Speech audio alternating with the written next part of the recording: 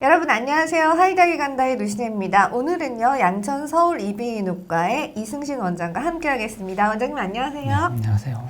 네, 이 편의 주제는요 원장님, 알레르기 비염과 코감기 어떻게 구분을 할 수 있을까라는 주제예요. 저 요즘 같은 날에 콧물이 나면 덜컥 겁이 날 수가 있죠. 아니 남들이 덜컥 겁이 날 거예요. 제가 콧물을 흘리면. 그런데 저는 알레르기를 정말 항상 달고 살아서 맑은 콧물이 줄줄 나올 때가 정말 많거든요. 보통 사람들이 비염과 코감기를 구분을 할 때 과연 어떻게 구분을 해야 되는지 궁금해요. 네, 많이들 환자분들이 물어보십니다.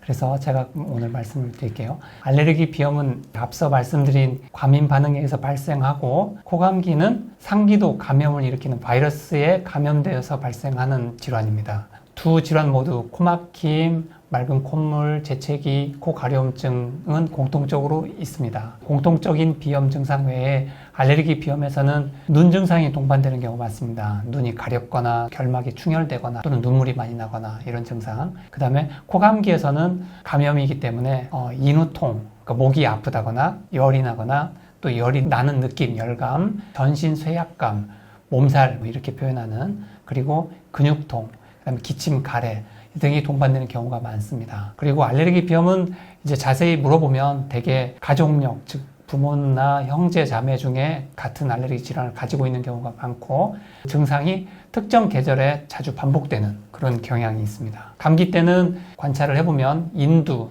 즉 목이 부어있거나 발적을 보이고 편도염을 동반할 때도 많이 있습니다. 네, 정말 알레르기 비염 말씀해 주셨잖아요. 너무 공감하는 내용이었어요. 저희 네. 가족들 요즘에 다 안과 가고 네.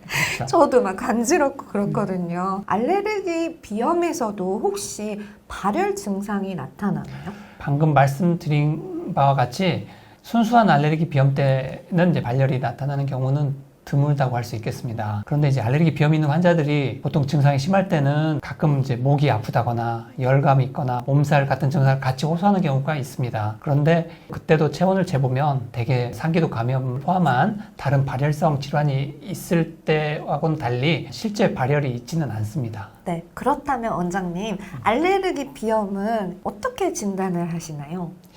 보통은 증상과 이학적인 검진, 그리고 필요한 검사를 통해서 우리가 진단을 하게 됩니다. 먼저 맑은 콧물, 재채기, 코 막힘, 코 가려움증 중에서 2개 이상의 증상이 지속적이고 반복적으로 나타나는 경우에 의심을 할 수가 있습니다. 그러면서 좀 전에 말씀드린 대로 눈 증상 또는 아토피 피부염이나 천식 등이 있으면 가능성이 조금 더 높아집니다. 또한 부모, 형제, 자매 중 일부가 알레르기 질환을 가지고 있는 경우도 가능성을 높이게 됩니다. 그리고 얼굴을 보면 코를 자주 비비기 때문에 콧등에 가로 주름이 있는 경우가 많고요. 알레르기 증상이 심한 환자들을 보면은 흔히 다크서클이라고 하는 눈꺼풀 아래쪽에 검푸른 착색을 보이는 경우가 제가 그래서 약간 그런가요? 지금 나타나 있군요. 이런 걸 보이는 경우가 많고요. 비강을, 코 속을 이렇게 보면 점막이 좀 창백하고 부어 있습니다. 이런 경우에 이제 알레르기 비염을 의심을 해서 검사를 하게 되는데,